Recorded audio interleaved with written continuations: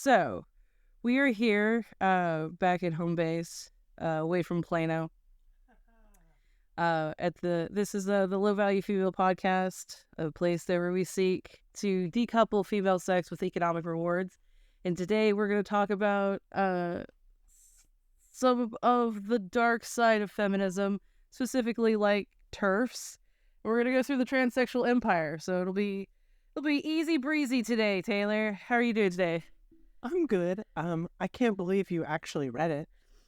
I couldn't read all of it, I'll be really honest. There's a lot to it, although it is free online, because Janice Raymond, bless her black little heart, she decided that this was too important for people, and so I didn't have to give her money for it. So win on that one. Maybe I'll have to read it at some point in that case. No.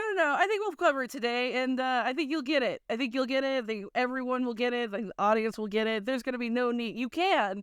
Again, it's on her website. She is happy to give that to people, so you can.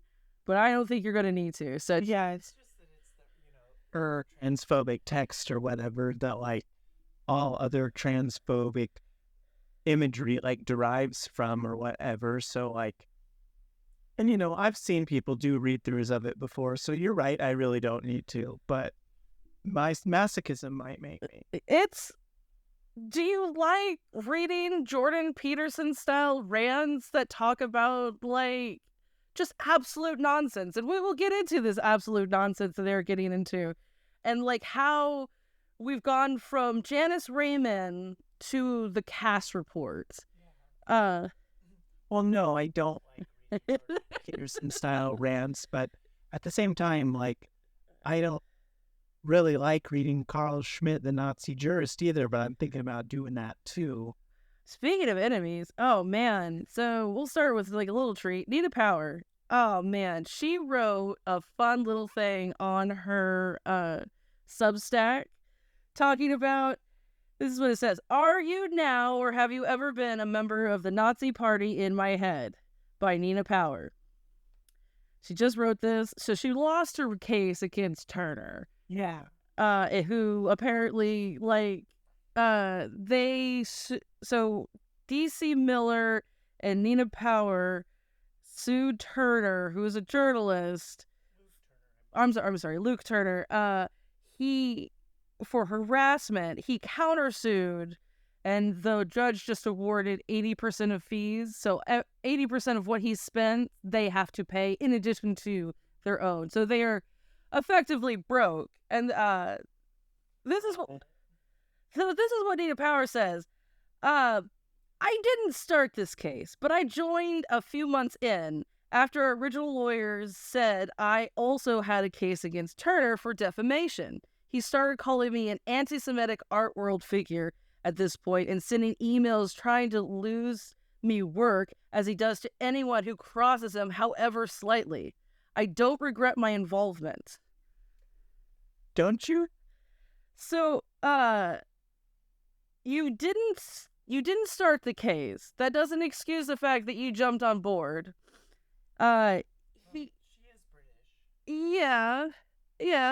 They love to sue people in order to make them shut up because they don't have good anti-slap laws. Yeah, and she is accusing Turner of doing that in turn. She goes on to say, people want to know why we brought the case in the first place. I appreciate it might appear strange, but unfortunately we got locked in the moment Turner counterfiled. Now, here's a neat trick that she tried here. So she said, I know people want to know why we brought the case in the first place. I'm not going to tell you that. I'm going to acknowledge that it's strange, but I'm going to tell you that we couldn't get out of it once I realized what a big fuck up this was. Yeah. It's because she didn't want to be called a Nazi, even though ... She is. And, the thing that she says about, he calling her an anti-Semitic art world figure, she just posted, prior to this, a piece about how the art world is run by the globalist elites, and I am fairly certain I know what she means when she says the globalist elite. and she's talking about how leftist, like, identity. She's not even talking about leftist identity, but necessarily identity in the art world from like this leftist globalist is just soulless art. Like, identity has no place in art, which makes no fucking sense. Definitely not. I would be interested to know how, if she has any relationship with Jennifer Bilek. Who is that? Fascinating figure we'll have to get to as well. She's the origin of the anti-Semitic trans thing.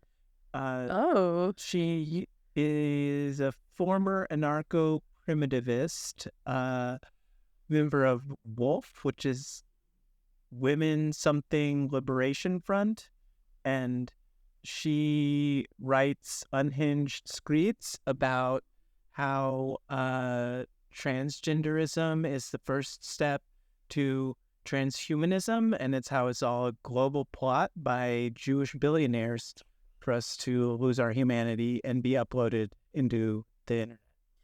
So it seems to me this kind of goes back to what I think TERFdom truly is, which is this hysterical sense of I am losing ground status-wise. I'm losing meaning in society.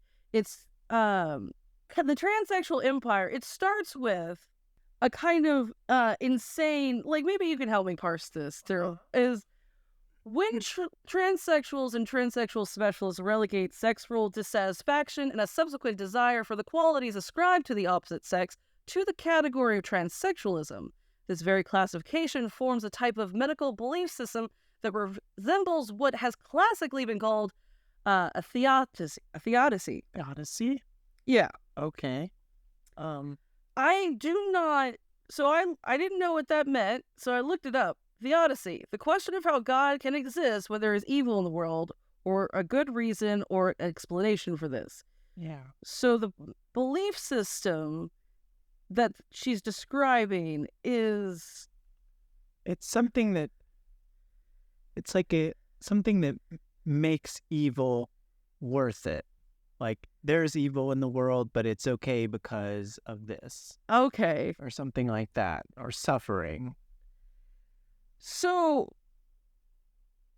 it doesn't... So, again, this kind of, like, feels like a word salad. It doesn't really make a lot of coherent sense that, like, when we talk about sexual dissatisfaction and the desire for the qualities of the opposite sex. I think what she means is if I can, transition, then my suffering will have been worth it. Okay. Maybe. That's like that's the belief system that acknowledging trans people allows in medicine or something along those lines. Maybe. So she goes on to say this. In this theodicy, as in all religious theodicies, the surrender of selfhood is necessary to a certain extent. In the medical theodicy, transsexuals surrender themselves to the transsexual therapists and technicians. The medical order then tells transsexuals what is healthy and unhealthy, the theological equivalence of good and evil. Thus, the classification function of the term transsexualism analyzes a whole system of meaning that is endowed with an extraordinary power of structuring reality. Okay. So, as far as I know, you go to a medical professional and technicians to tell you what is healthy and unhealthy. That's not a religious belief. That may be an unfounded belief given the person. But yeah, I mean, people will often say that, Enlightenment secular ideas are just secularizations of religious ideas or whatever. And so that's probably where she's coming out of. Because I don't know if you know any background about her, but she was a student of a woman whose name I should know. Is it Mary Daly? Mary Daly. Yeah, she talks a lot about Mary Daly in here. Mary Daly is a former nun turned feminist who sneakily, whether intentionally or not, re-imported a lot of Catholic theology of the body into feminism. Yeah, that does seem... Okay, so that's making a lot more sense now. It also, and I mean, this is the fundamental premise of the book, the idea being that transsexualism is something that doctors do to transsexuals, right? Oh, when the truth is that when you look at the actual history, trans people have always had to convince doctors to do it to them. The trans people are the ones with the agency in this situation, not the medical complex. So she does go on later to kind of acknowledge a history of this. We will get into that, but I kind of want to focus more on this next part, which is, so she says, it is clear that more men than women request and obtain sex conversion therapy. And she goes on to list about 5 reasons as to why.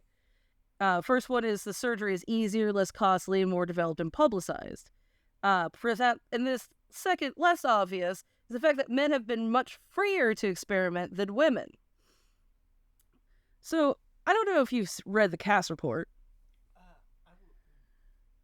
Reading it would be an exaggeration. I'm familiar with its content. So, the Cass report says this. As of 2014, gender referrals began to increase at an exponential rate. Of these referrals, 73% were birth-registered females and 27% birth-registered males. Oh, yeah, that's what Abigail Schreier's book, Irreversible Damage, is about. So, the transsexual empire from 1979 goes through a lot, like, pretty much a third of this book is about how and why more men than women will get sex change operations. Why there are more trans women than trans men? So she specifically calls the, what is it, male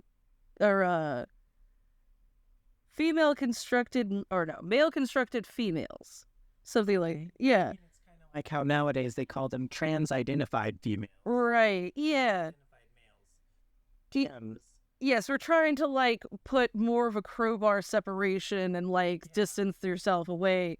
Yes, that's exactly what this is. I mean, this, and so she also, like, cites things like, people have said that this is a kind of envy or desire of male mothering, a womb envy, as it were. Okay, Valerie. Valerie Solanas. Right. And, like, this is, like, within a few years of each other, it's this idea that, like, men want to control women's bodies, and to do that, they become a woman. Because, I mean, now I guess is controlling a woman's body in as much as it's your own body. So she says that the first cause of transsexualism is the stereotypes within the patriarchal society, right? Okay, gender stereotypes, yeah. Yeah. Still say that. So it's this idea that because men and women have been defined so narrowly in our patriarchal society, you know, why can't we just, if we got rid of some of these, like, restrictions and rigidity, perhaps they wouldn't feel the need to transition. Why can't you just be a feminine man? Or a tomboy, or something like that. Yeah. They're stealing our tomboys. We're stealing our butches. She talks about how, like, there have been interviews with them that are, like, they say some of the most misogynistic things, right? Like, trans women now are like, I don't even think women should be leaders. I don't think women should be in business. You know, that's what a trans woman had said during one of these interviews. But then she goes on to directly contradict herself and say that most transsexuals that she knows that are male to constructed female transsexuals claim to be feminists, and lesbian feminists at that.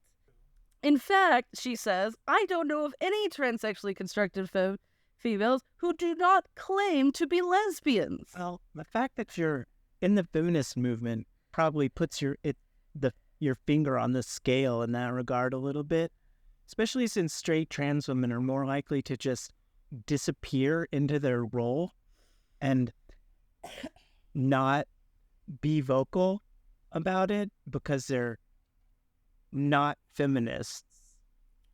Well, yes, the less like the less identified or loud ones you wouldn't even notice, and the ones that you do see are in fact the ones that are the feminist lesbians. So it's this idea of like, well, are they part of the patriarchy stereotype, or are they feminists working against the patriarchal stereotype?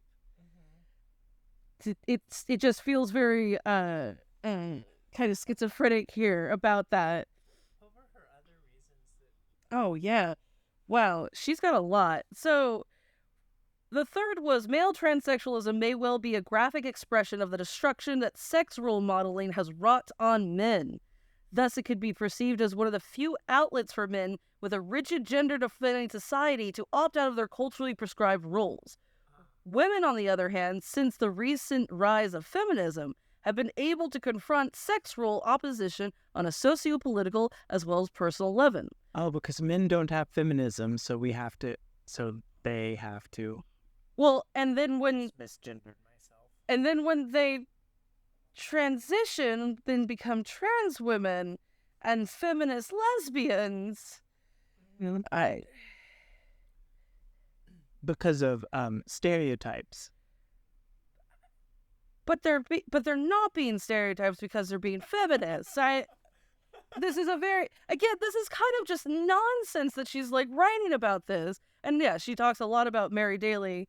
Mary Daly, in explaining why this difference is perceptible, points out that the transsexually constructed lesbian feminist is able to deceptively act out of the part of the lesbian feminist because he is a man with a man's history. That is, he is free of many of the residues of self-hatred, self-depreciation, and self-contradiction that attend to the history of women who are born with female bodies, all of which is communicated both subtly and not so subtly in gestures, body language, and the like. Thus, it is precisely because this transsexually constructed lesbian feminist is a man and not a woman encumbered by the scars of patriarchy that are unique to a woman's personal and social history that he can play our parts so convincingly and apparently better than we can play them ourselves. I feel like you're not giving yourself a lot of credit there. It's extremely confusing. Yeah. Okay, so because he doesn't have female trauma, she can portray feminine trauma better than someone who has feminine trauma? Like, how does that work exactly? This is just the unconscious fear and hysteria that men are coming in and trying to take these hard-earned female spaces and silence women. Yeah, men who have radical surgeries and turn their genitalia inside out in order to have a functioning female anatomy, as such. But also, there's something I want to comment on before we move on, which is that, like, right where she says, where was that? That she, gendering her correctly, is free of the residues of self-hatred, etc. Self-depreciation and self-contradiction. That is not true. That is not true. I mean, it's not even true of men, number one, but it's, furthermore, the closet is not protective. Before trans women transition, other men know that they are a fag. They know that there is something wrong with them, and they treat them that way. They beat it out of you, or try to. Or kill you. Yeah, exactly. Let me tell you. Yes, it very much feels like this kind of like hysterical, like, oh God, they're coming to take me away. And it actually goes on to talk about one of the definitions of male as related in Webster's is designed for fitting into a corresponding hollow part. So that is true. And what that is specifically referencing is the male end of like an instrument. So yes, Webster's has the male end, so, or like, a male part, or like, whatever. Yeah, but that's named. Yes. Secondary. But she takes this to mean something much more. This, of course, means much more than the literal signification of heterosexual intercourse. You're right, it means like instruments and other things, very boring stuff. But she says it can be taken to mean that men have been very adept at penetrating all of women's hollow spaces, at filling up the gaps, of sliding into the intersexes. Girl, please. So they're literally coming through, like, what, the walls? They're coming to fill every part of you. Yes, Janice, I'm in your walls. It's some kind of horror film. Like yes, you can kind of like get this, like what is transsexualism? Is it The Thing? Is it John Carpenter's The Thing? Yeah, my head pops off and is skittering across Right. insect legs. She gets even worse. Rape, of course, is a masculinist violation of bodily integrity. It's not just masculinist. All transsexual... In England it is. Oh, yeah, that's true. All transsexuals rape women's bodies by reducing the female form to an artifact, appropriating this body for themselves. Janice, let's not use the term rape for things that aren't rape, dear. Are you self-raping your body with making it look feminine? What female is it? That's, of course, like the pull quote that everybody always talks about. Yeah. Where does it... So, okay. Very penetrate, and then they rape women's bodies by reducing the female form to an artifact. Yeah. That's not rape. That's objectification, dear. Like, appropriating this body for themselves. Who are they appropriating it from? That's their body. The abstract woman.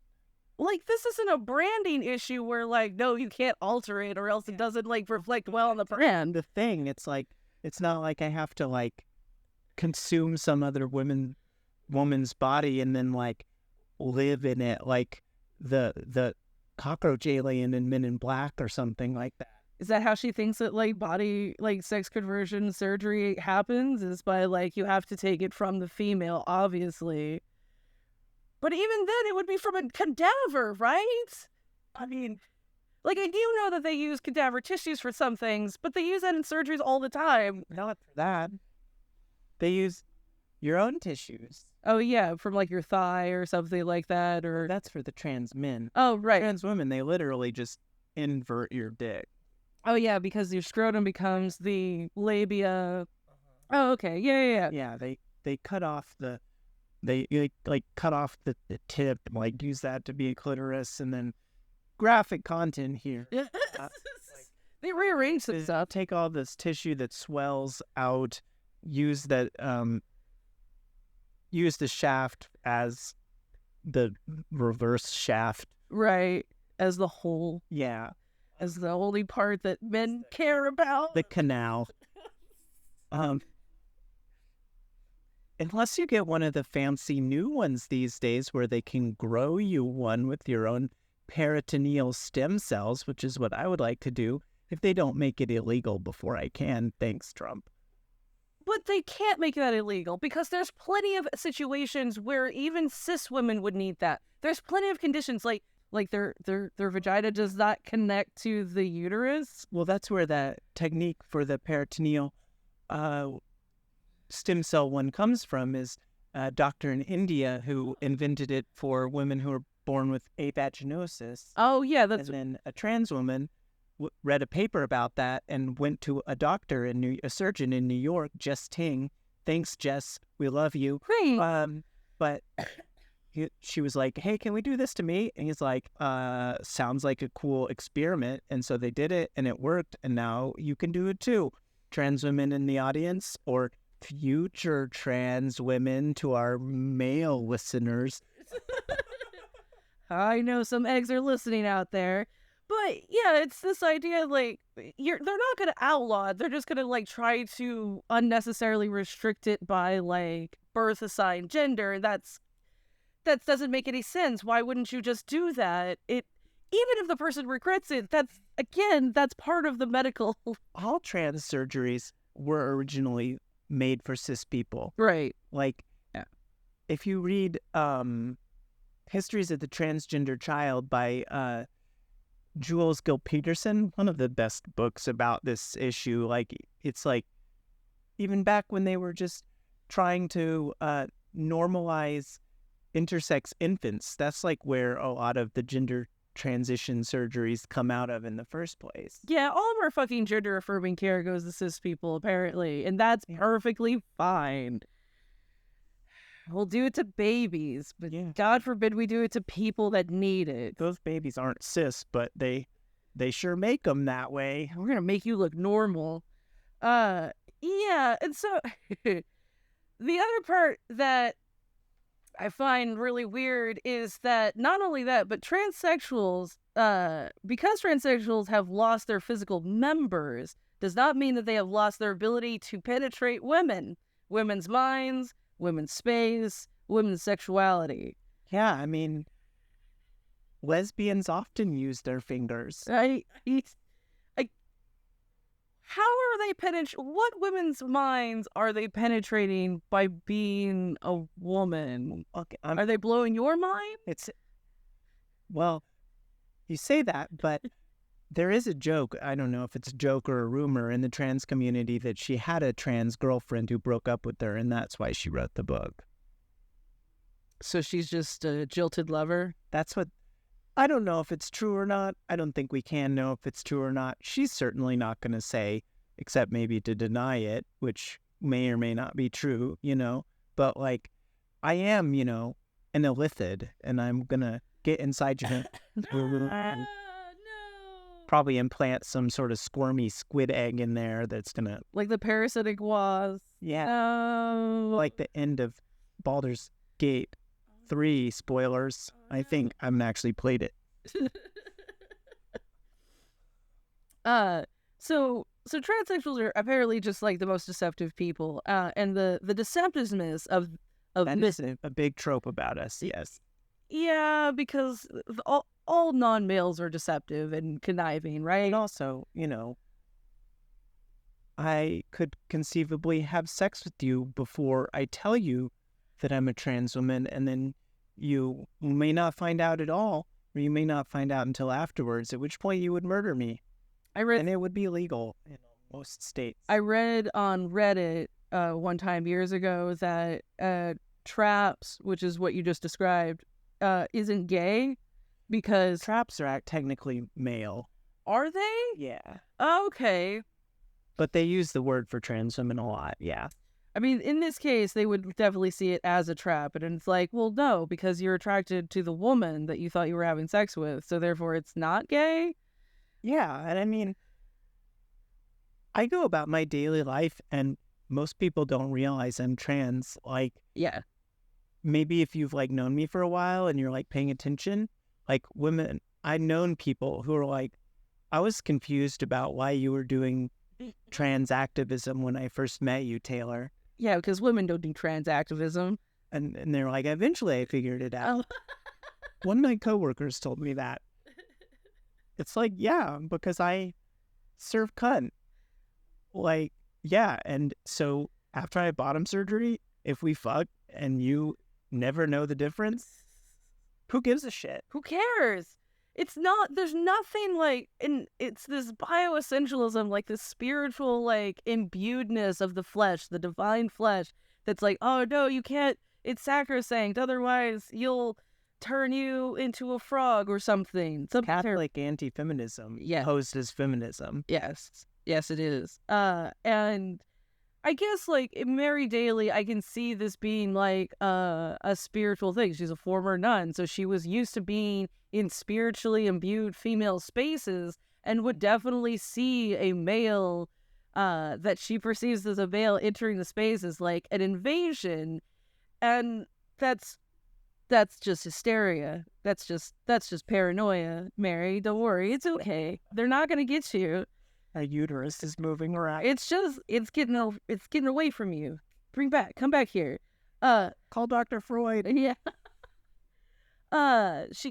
So I didn't know this about eunuchs, and this, oh man, the Greeks always have the best words, man. I tell you what. So she talks about this, the eunuchs.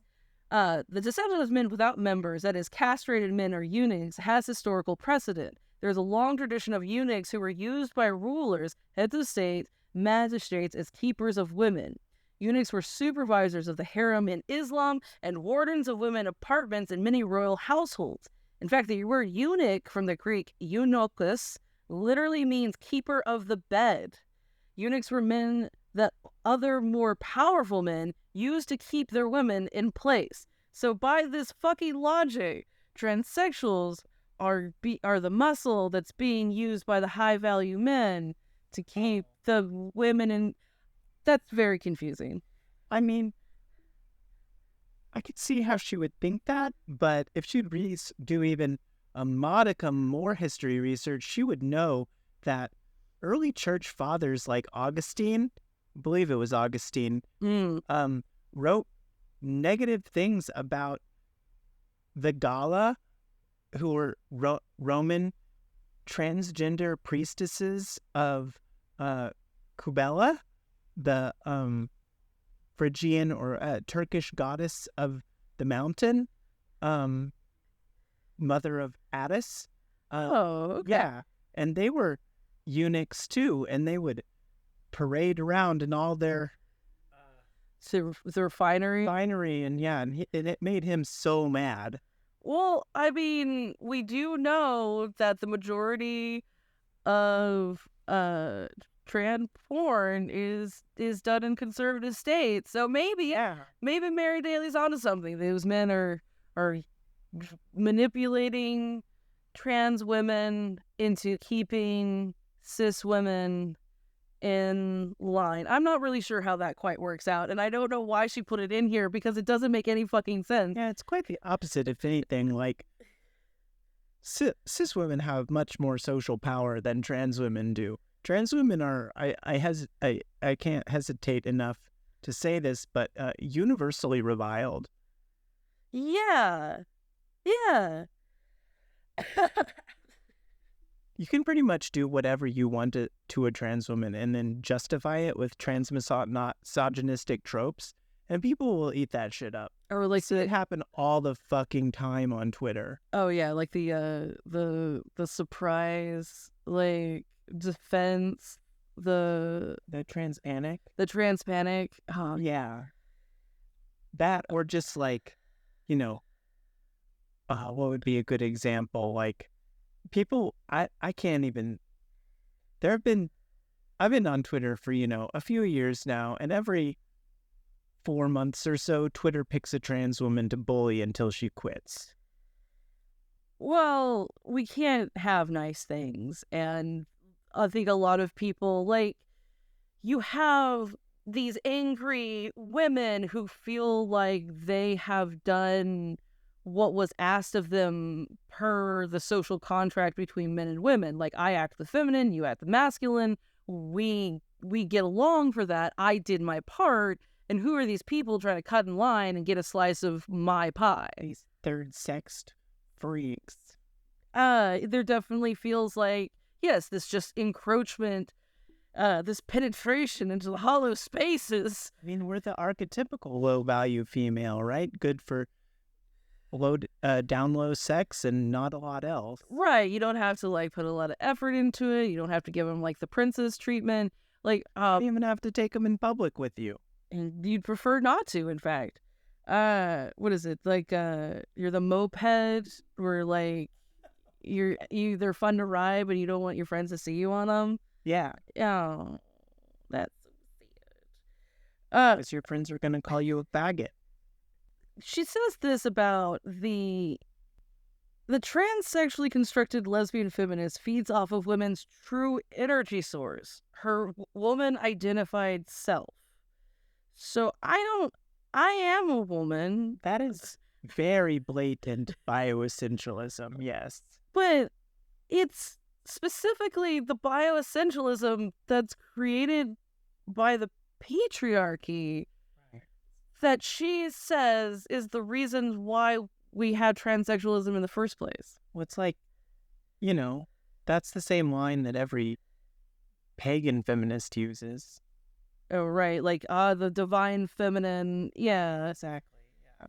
And yes, apparently lesbianism, feminism signals a total giving of a woman's energy to women, and that it is the total woman identified energy that the transsexual who claims to be a lesbian feminist wants for themselves. Well, guess what?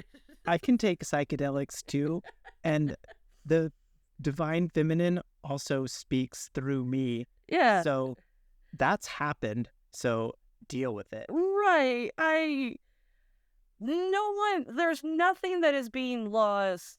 No ground is being ceded here to like the enemy because the enemy is not men. And that's kind of what TERFs, more than anything, are reinforcing is that this idea that this penetration, this encroachment of like masculinity, even deceptively, the wolf in sheep's clothing is coming to take us away. That's Yeah, because a trans woman is still going to be too loud and talk too much and stuff, which brings to mind an interesting sociological study, one of the foundational studies of sociolinguistics, where they studied how much men and women talk. yeah. And like, I think a lot of people have heard about this, men talk way more than women. And when women talk, like even 30% of the time, men think that they're overwhelming the conversation and stuff like that. And so it's the same way. It's like, I'm very aware of this in women's spaces and try to let everyone else talk before I say things and to not take up too much space and to like be as conciliatory as I can and generally not act in male coded ways because I don't want to be accused of those types of things. And, do I like to talk? Yeah, I like to talk, but lots of women are really talkative too. I, as a cis white woman, I definitely don't try to be considerate of how I come across as masculine. Um, I just don't. I don't have like any fear of like, I don't feel masculine. I feel like a woman. I feel pretty comfortable in my body. And What does it mean to feel like? like, it feels like a person more than anything.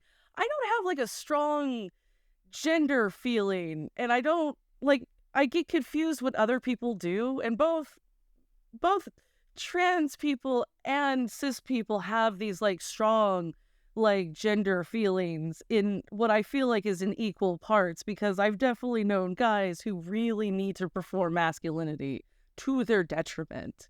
And women also have to do this as well. And I just want to take it easy. I don't need to like prove that I'm a woman either way. I'm okay with that. I've definitely been like intentionally and maliciously misgendered because I will come across as like overbearing. I will definitely talk more. I will. Because you're a feminist. Yes. I'm just like a feminist who wants to like let people know this neat thing I saw today or whatever. And I don't think, I don't believe in souls, but I don't think souls are gendered as such. It's like, I asked you that question because it's a question I used to ask myself all the time when I was in my early transition. yeah, Now I don't think about it at all anymore, really. I try to be polite or whatever. And, I like to look pretty to yeah, some extent, but like, I don't know. Like, cause like I used to work at Starbucks, right? And I worked at the register most of the time because I was extremely the fastest person in the store at the register. And it's like, you see so many people, and you see so many men and so many women, and they're all so different. It's like, what is a woman? Good fucking question. I think that these definitions, like these categories that we have, much like most of our categories, are these imperfect things that we try to put onto a chaotic world. And you can say, like, generally these have these kind of traits to them, generally these have these kind of traits to them, and we kind of accept the gray areas in between because we experience it on a day-to-day level. Right. Yeah. I mean, there were plenty of women when I was working at that store that like misogynistic men would try to deny femininity to as well. Yeah, they're like, that's not a real woman. That's not a real woman. And to go back to the histories of the transgender child, gender is racialized. Like, yeah, white women are feminine, black women are often denied their femininity in the same way that trans women are. yes, black women in particular have been unique that they've had to occupy both the masculine and feminine like spaces, simply because they are the ones that had to labor alongside the men. And when you are at the bottom of a social like economic ladder, you have to work together just to make it through. Yeah, that, and then they don't unnecessarily have the features that the white patriarchy or whatever defines as being feminine. Yeah. They can look more masculine. And, you know, I think it's for that reason. Black women have been some of the coolest people to me, like, especially in my early transition. Like, if I saw a black woman, like, at a store, like, you know, working the register, you know, I would try to go to her or whatever because I knew she wasn't going to look at me weird. Yeah. Yeah, they generally have a more empathy for those on the bottom, and that is definitely a that's kind of a special thing. I like that to find like solidarity among different groups. And that's not, again, penetrating into the hollow spaces, filling in the gaps. That's making connections, and that's a good thing, actually. I also get grossed out when random men hit on me in public. I'm a social worker. I'm always going to like extremely crappy apartment complexes where the homeless people that I work with, formerly homeless people that I work with, live. Mm-hmm. And there's a lot of scumbags that live in those kinds of apartments, and they're constantly being like to me, and it's like gross. But gross. Do you think that I enjoy that? So I have definitely had that happen like a lot of times, and especially when I was younger. And what I learned to do was kind of like go the opposite way of like, I'm not going to avoid them. What I am going to do is start asking them questions. And just like, especially when they say like gross things to me. Like I had one guy at a coffee shop, like we're talking about something, like he's hitting on me, obviously. And I thought we're having like a pretty pleasant conversation. And then he says, can I come on your face in the bathroom? Oh yeah, you've told me that. And I blink and I'm like, I guess I could feel threatened, but instead I'm in a public area. So I loudly ask it, what makes you think that was an okay thing to say to me? What exactly was going through your mind? Like, how did you expect this was going to go down? Like, I'm going to follow you in the bathroom and I'll be like, give it to me, baby. Frost me. Like, what fantasy world do you live in where that's like the thing to do? I don't. Yeah, well, the exact opposite kind of fantasy world that Janice Raymond lives in. Where they're sneakily dressed as women going to inseminate their masculine energies into your hollow spaces. Yes. Gross. Gross, Janice. That's a gross way to live, Janice. You need help. You need some anti-anxiety medicine, dear. Jesus fucking Christ. Like, men are not the enemy. Their masculinity is not, like, tainting you. I really want to talk about, like, eventually I want to talk about the toxic penis, because this toxic penis myth is just, it's hurting people. It's hurting you guys, and I don't want you to think your penis is toxic anymore. We can, like, I don't think it's bad. I don't think masculinity is bad. And I don't think it's dangerous. I think dangerous people are dangerous. I think narcissistic, asshole people, no matter what gender, are dangerous. And they should be, like, considered. I don't think it's useful to use gender as, like, seeing where the predators are. And I think patriarchal dynamics allows men to be dangerous in ways that women are not allowed to be dangerous. But that's not an individual thing unless they act it out. I don't like the way that we give female pedophiles like passive. I think that is one of the things that really particularly bothers me, and I don't like, especially like babysitters, like I've heard these stories before where like the babysitters will get on like the 12-year-old boys that they're babysitting. I'm like, that's completely inappropriate. That's that's not okay. I've known men who that's happened to, and it traumatized them just as much as a woman in the opposite situation. Right. The only difference is, and I think this is what like gives men kind of a leg up on that sort of thing, is that they get high fives when they hear that happens too. Yeah. And so if women got high fives when they got molested, I think they might fare a little bit better. But I don't recommend that, and I think we should just maybe take both seriously and treat them egalitarian and let's not fuck kids. I mean, I'm sure it doesn't feel good when you tell somebody about your trauma and they're like, "Oh yeah, I wish that happened to me." It makes you feel like you are obligated to enact these things, right? Like that's a really good way to become a problematic sex addict, because you are now trained from a very early age. You're groomed essentially to like, this is how you get your validation. Yeah. And that's not a great point. that's not okay. This is running into the same, like, you're gonna have inappropriate, like, and then they justify it's like, that guy just can't stop sticking his dick in crazy. No, he has a problematic trauma or a trauma that's causing a problematic relationship with him. Like that's an issue that needs to be addressed in therapy or with someone that is very patient. Yeah. But we can kind of leave it out there because that's about as far as I could get with the transsexual empire. Okay. I'll let you know if I ever do read it. Yeah, and we can talk about that then. I'm not sure what we're gonna have for next time, but I do look forward to it. Oh, I do want to leave off with a fun trivia for you. So I looked up FBI rape statistics. And from 2014 to 2017, rape went up 18%. Oh, but do you want to know where the top five districts of sexual abuse offenders? Northern District of Texas, baby. Oh, that's us.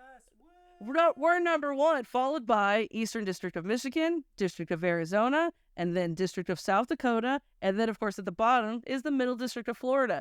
We are 4 districts above Florida for sexual offenders. Aren't you excited? No. All right, kids, will you be safe out there?